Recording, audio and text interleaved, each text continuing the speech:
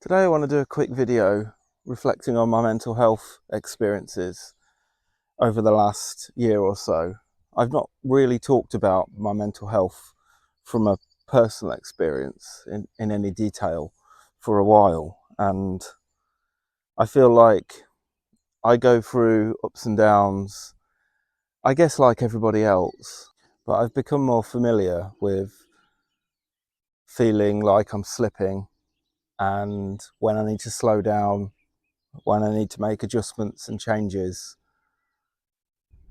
on a day, within a week, whatever it is, when I'm feeling that sense of overwhelm coming on and that stress and pressure and life situations that will just happen, so that I can keep myself on an even keel for as long as I can. And that's a learning experience in itself. I don't think that's something that's easily taught or you can quickly adjust to, because we all have our own limits with what we can cope with and our own triggers in life that can make us kind of escalate into dark places, really. I still feel a kind of emotional numbness sometimes as well, which can be difficult. I don't feel as sensitive to other people's needs as I used to. And that could be my medication. Um, I'm on citalopram for my depression, and also take propranolol for my migraines, and it's also an anti-anxiety as well. So, it does give me a sense of calm in myself, and it allows me to take the days as they come a little bit more as well, and not have the racing thoughts and feel like life is as frantic and overwhelming as I felt last year anyway. So they are doing some good, I think, the meds, but I do think as well that it's easy to become really focused on yourself as well and your own experiences and how you're doing. But actually, when you've got um, different responsibilities in life with people, you know, I've got three girls at home, they've all got their needs, my wife, and I've got my job and all the needs and responsibilities there. Being a manager, working amongst a lot of people, there's a need to be visible. There's a need to be responsive to people as well. So, and I don't feel like there's any neglect necessarily with the people that I have in my life as such, but I think I feel like there's this emotional distance, I suppose, that's there at times, um, which perhaps is no bad thing, because I think for so long I've lived in a way that I've been pandering to other people's needs. I think I've been a people pleaser for a long time in my life without realizing that's what I was doing. And times are changing, I suppose, um, which is not a bad thing necessarily. I am still having days from time to time when I'm feeling low and that need to step back a bit. So that can mean I decide not to do as much on a day, and I try and limit some of the stress that I've got happening and some of those triggers. So for me, that can mean maybe having a slightly quieter work day, um, moving meetings around, that kind of thing, and making some adjustments that just make working slightly more comfortable for me on that day. At home, that can mean that I take some quiet time for myself. Um, I do have an allotment plot, so it's quite local. So I like to spend a bit of time there when I can. I try and keep it all quite low maintenance there as well, and I've got a nice bench as well, so I can relax and just take in the scenery a little bit, which is quite nice. and it's not far from home as well, so it's a handy little getaway place, I suppose. So that's quite nice to have. And also I can find that sometimes I find getting out of the house can be a good thing as well. Um, Being at home with the kids all weekend can be quite rowdy. It could be quite noisy, quite full on. Lots of parenting to do. So, and I find if I take the kids out, whether one, two, or three of them, however many, we go out somewhere, I find they tend to behave a little bit better when they're out and about. Get some running around, take them to a basketball court, take them out for a walk, go into town, do some activities with them, whatever it is. That can be quite nice and just give a bit of focus for the day. I think there's something around control for me as well that is challenging. I think I've developed a lifestyle over the years where I'm often in a position where I'm the decision maker, and when I'm not a decision maker and it's somebody else's decision, that can be sometimes challenging, where it does affect me, where someone else's decision affects me. A few flies around today, midges. So that can be tricky sometimes, but that's just something I'm working on really at the moment. And sometimes, like today, for me, it's important just to get out and be outside, be in nature. It's really peaceful here. I'm just walking along it's kind of like a buttercup field, really. So just the hum of the train going past in the background, and birds singing in the background, sun shining. It's gorgeous. It's peaceful. It's calming. I need more of that in my life, so I'm trying to build that into my life when I've got the opportunities, and that helps me feel a bit lighter. It helps me to feel more positive and kind of charged up, really, ready for the day or ready to take on the next challenge, kind of thing. I've been back at work for like 4 months now, I think, full time, and it's the longest time I've been back at work since I was off with my depression. And it's still steady, I think. I feel like I've settled back into a work routine now in a lot of ways, which is really good. And I've been returning to some of my kind of, I guess, confidence levels. Some of that started to sneak back in, which is good. Chairing meetings, speaking up at conferences, even just going to a conference and being around other people. That kind of thing is good. I do find the traveling very hard, like the commute, because sometimes it's a decent couple of hours each way. So that side of it can be quite tricky to deal with. But I am working on that because that affects my emotions a lot. But overall, work's going okay. I just need to find that right balance and that right rhythm. And I'm having quite open conversations with some of the colleagues at work, about my mental health, and I'm trying to be as transparent as I can with people, because that helps me in the end. It's when you're not used to talking about your mental health with people, especially people that you're not like close to, like family, that kind of thing, or best friends.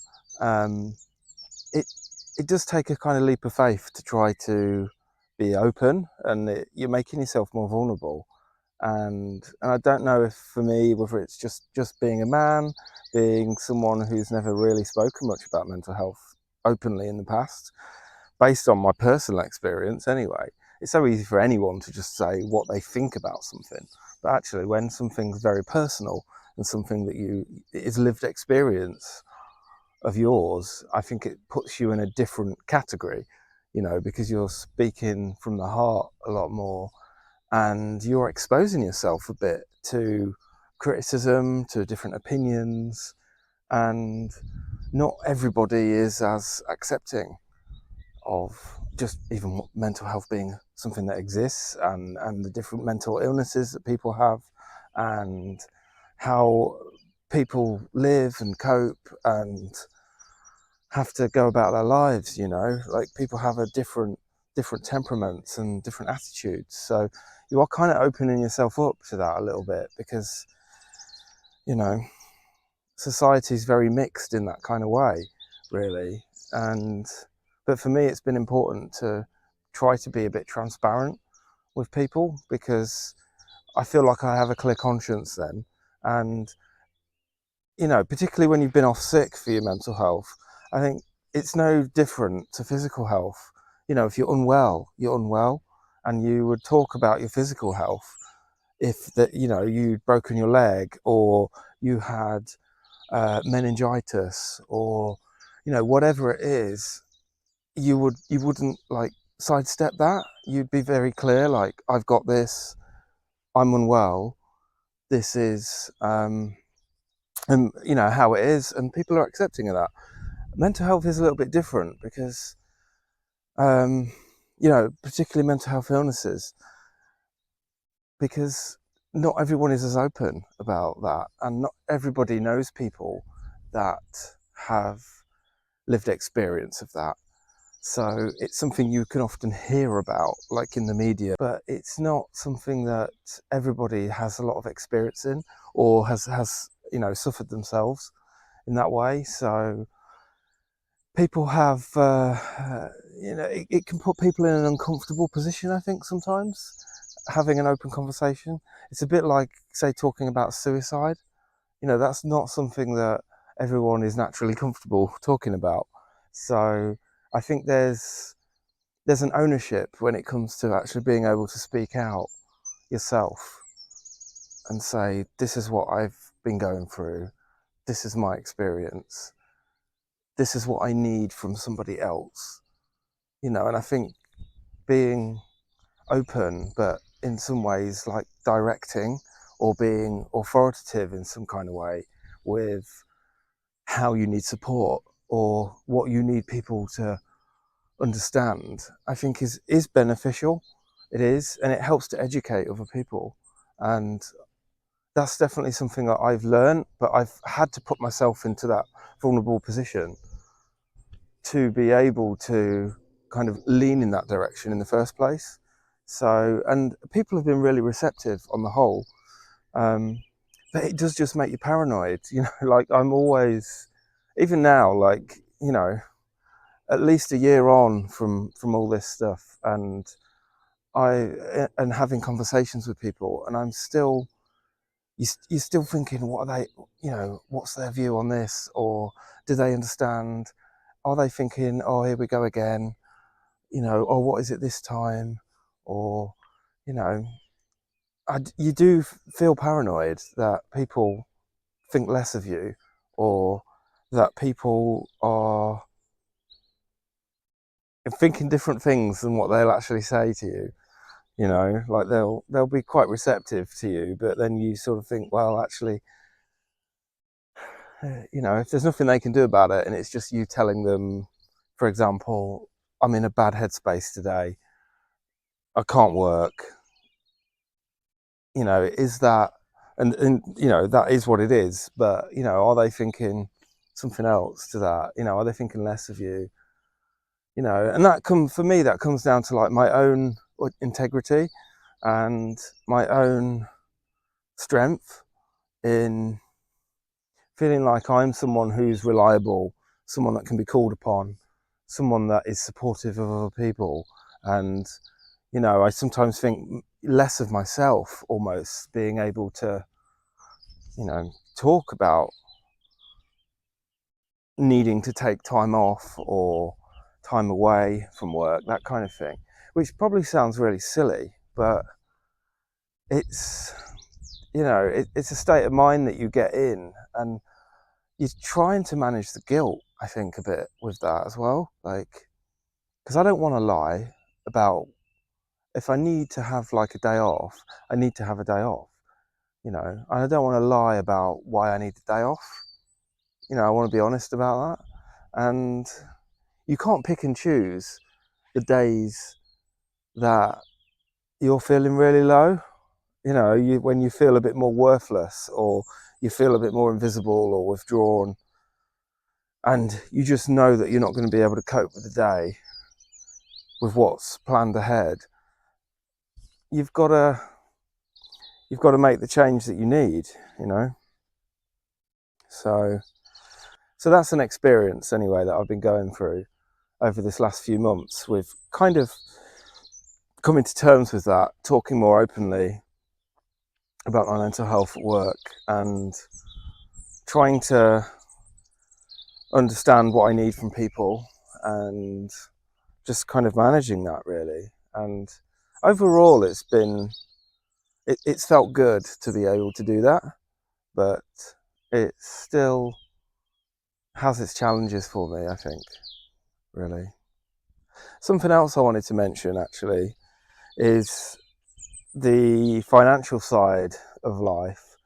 I have done a previous video on this actually, when it comes to, I think I talked about invisible self-harm in one of my videos where I mentioned this.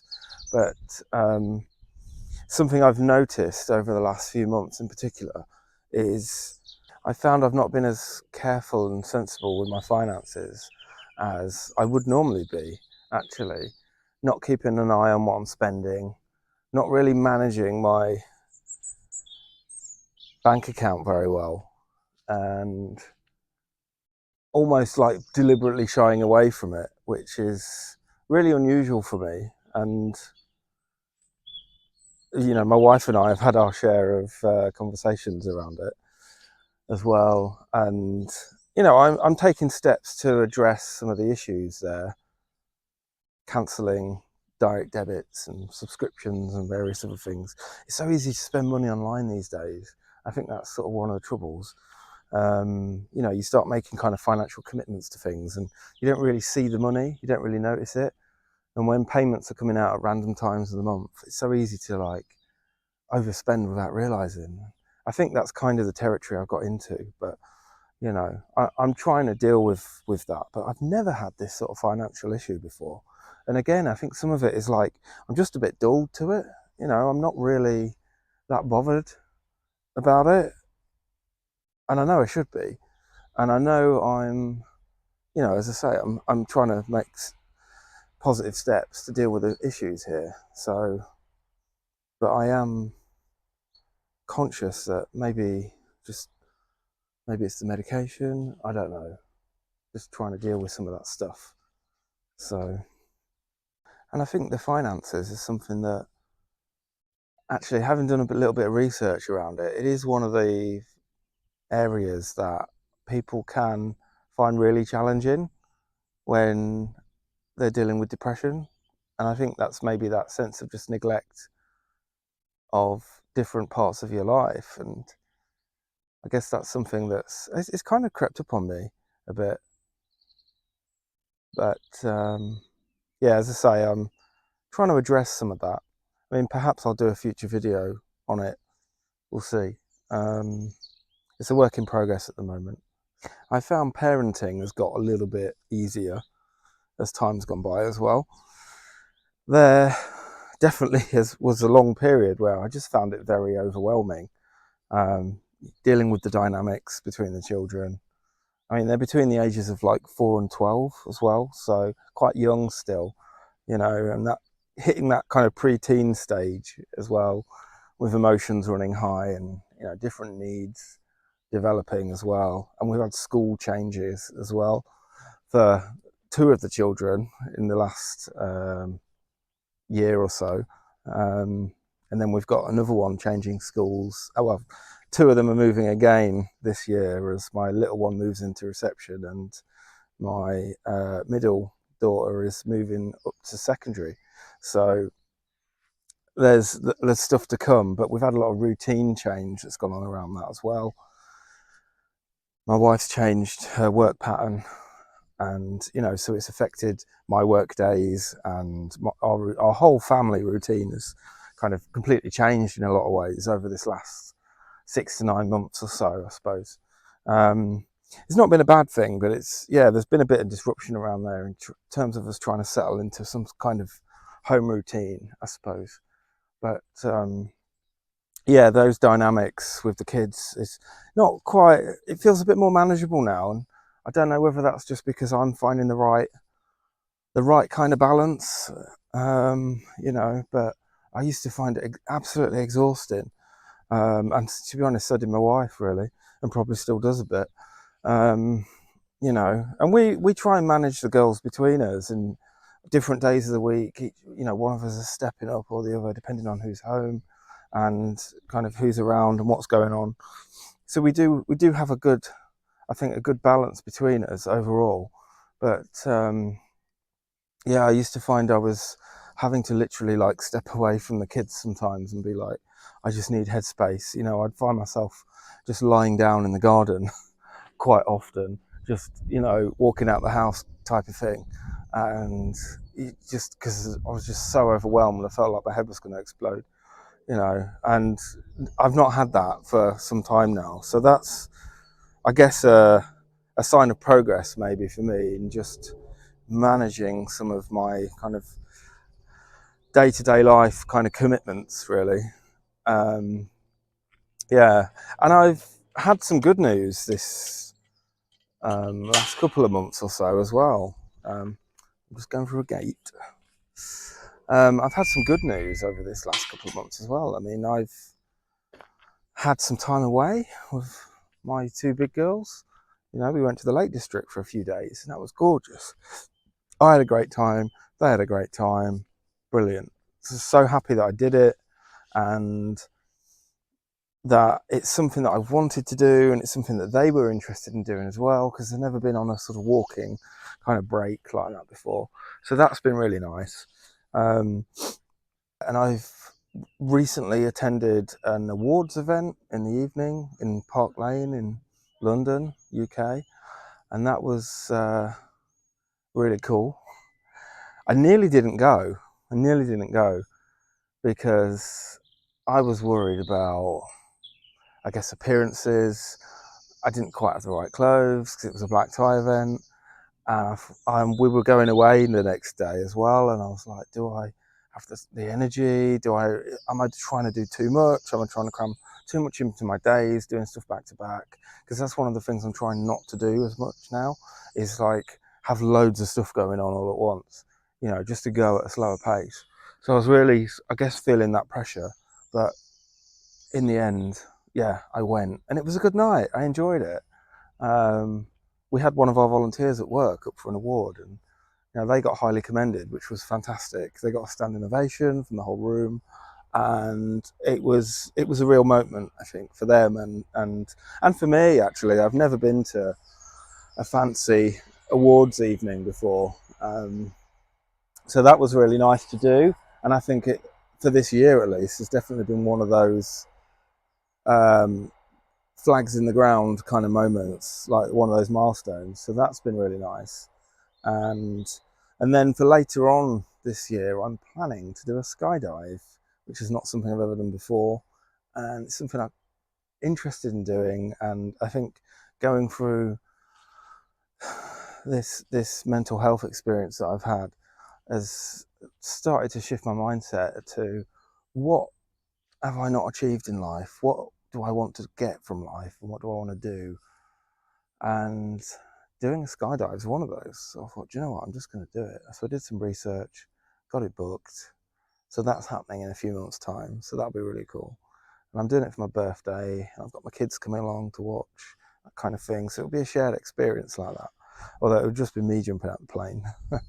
But for me, that's a big deal, being able to like look ahead like that and being able to book something and pay for it and feel confident about doing it as well. So like some of these steps that I've taken over the last few months, are really a real big deal, because they're not something I was doing last year at all. So so having these kind of experiences does give me some optimism, it does help me feel positive. And I know that I need those. I know that I need things to look forward to.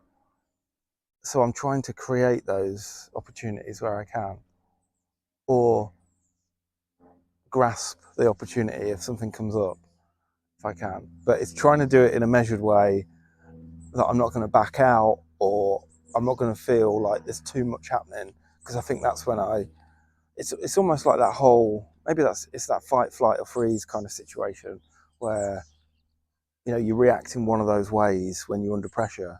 I don't know. I always feel like that's a cliche, but it kind of feels like a really simple way to define, or a really simple way to describe when you're under pressure, how you might react. That's the outcome to that pressure, is you do one of those three, and yeah, I don't want to not do anything, but I also don't want to step away and step back too much. So sometimes I'm trying to foresee what might be manageable, and especially when I'm in a bad place, when I'm feeling like mentally low and withdrawn, I don't want pressures on me when I'm in that state. So sometimes I'm trying to do things in a way that's manageable for when I'm in that bad place, like not overcommit to things, that kind of thing. So that's why I think with the awards, like I nearly didn't go because of where my headspace was at the time. But yeah, I guess a good thing that I fought through that in a way and attended, and it was good, and I enjoyed it, and I'm pleased I went. So I didn't want to miss out. You can't repeat some of these events sometimes, can you? So I've recently decided to stop therapy, mostly for financial reasons, for what I've explained already. Not that I'm saying it wasn't a financial commitment that was worth it, but fortunately I've got other commitments that are greater than that. So I might return to it at some point, I don't know.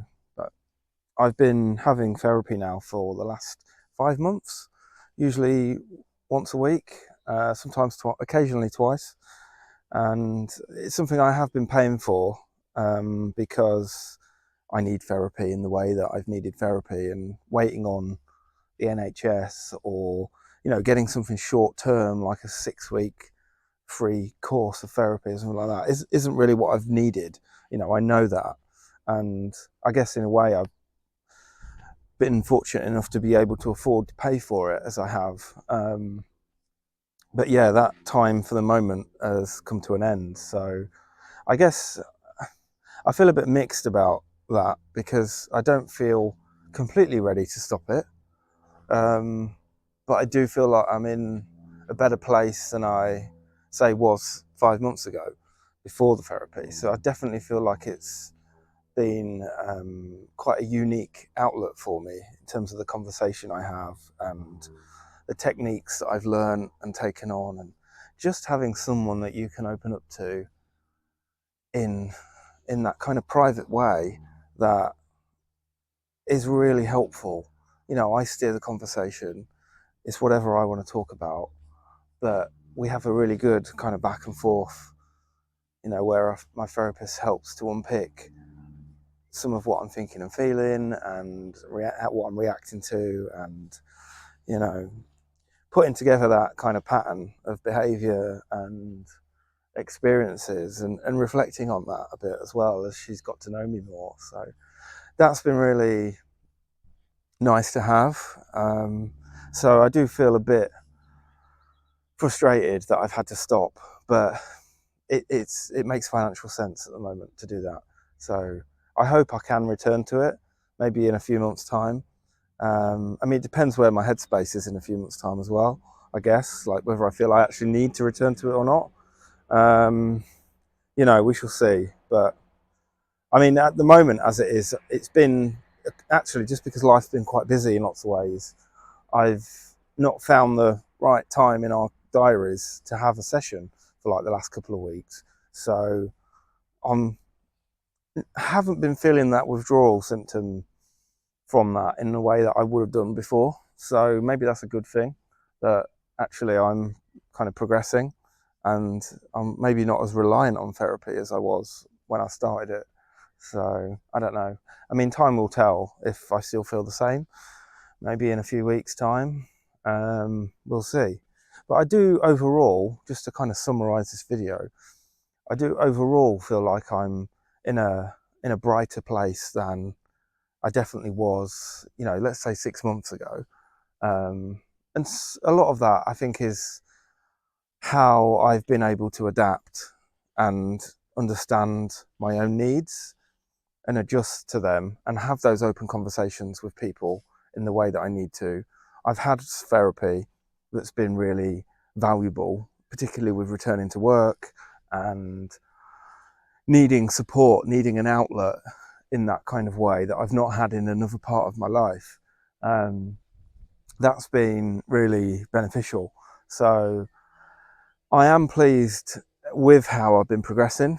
But yeah, I've still got challenges, as I've said in this video. There's still things going on, and there's still weaknesses that have been either underlying or have been developing for me that are an issue, like the finances and just learning to cope. That in itself is, there doesn't seem to be like a magic bullet for that. There doesn't seem to be anything that will let you, you can't take a pill for it. You can't do this action or learn a technique, or at least I've not come across it yet. There doesn't seem to be anything that I can do to help my mental state like that. I do know sometimes I'm triggered by events and activities, and that's difficult because it's like sometimes I can cope with pressure one day, and then another day that same pressure I can't cope with it. So I kind of liken it a bit to my migraines, in that I have certain triggers that I know of, like glare from the sun, but hence the sunglasses. But some days I can walk around like this all day and be absolutely fine and not have anything. Other days I just get a little glimpse of the sun out the window and I've got a migraine beginning. Like I can feel it on my eyes and I'm starting to feel achy, might start feeling sick. All this hallmarks of a migraine kind of beginning are there straight away. And then, so I can't live in the shade all my life, and I'm not going to, but it's a tricky one. I don't even need to go outside sometimes to get triggered by glare. And then other times I'm just completely exposed and I'm absolutely fine, no problem whatsoever. So it's a weird one, really. But yeah, it's kind of like that with my depression as well, and just learning to cope with different life events and situations, and just the day-to-day side of things. Some days I'm just coping better than others. There's a part of me that's kind of accepting of that, and that, kind of like I said all along, like, if this is it, then this is it.